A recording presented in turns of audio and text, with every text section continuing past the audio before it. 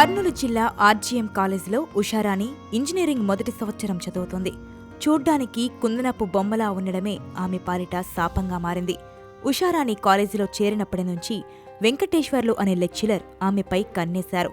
ప్రేమ పేరుతో వేధించాడు. తనను ప్రేమించాలని వెంటపడ్డాడు.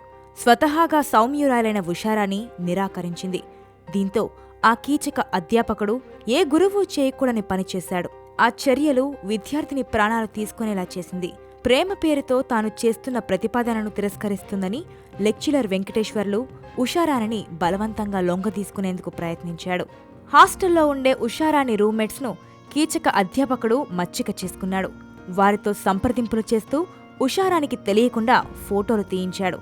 బట్టలు మార్చుకుంటున్నప్పుడు, ఆదమరిచి నిద్రిస్తున్నప్పుడు తోటి విద్యార్థినులే ఉషారాణి ఫోటోలు తీసి ఆ కీచకుడికి పంపారు.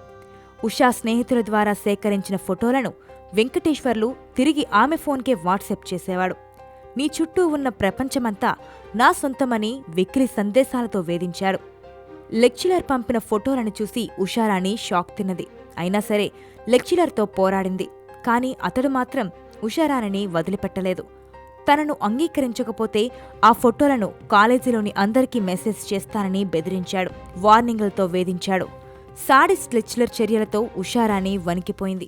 తోటి విద్యార్థినులు, సీనియర్ స్టూడెంట్స్ 1/11/2016, 2/11/2016, 3/11/2016 తేదీ ఈ 3 రోజుల్లో 6 మంది స్టూడెంట్స్ ఆమెకు అవమానపరిచి, బెదిరించి, ఆమె ఫోటోలు తీసి రకరకాల డైరెక్షన్లో నెట్లో హల్చల్ చేస్తామని పాపం బెదిరించి, పేరెంట్స్ కానీ లెక్చరర్స్ కానీ మీరు ఫిర్యాదు చేస్తే నీపైన చాలా ఇదేని ఒత్తిడి తేవడంతో పాప భయపడి కాలేజీ పోకుండా 2 సార్లు సొంతూరుకు వచ్చింది.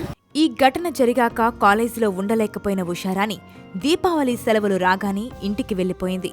తన కుటుంబ సభ్యులకు విషయం మొత్తం చెప్పింది. మళ్లీ కాలేజీకి వచ్చినప్పుడు తండ్రితో కలిసి వచ్చింది.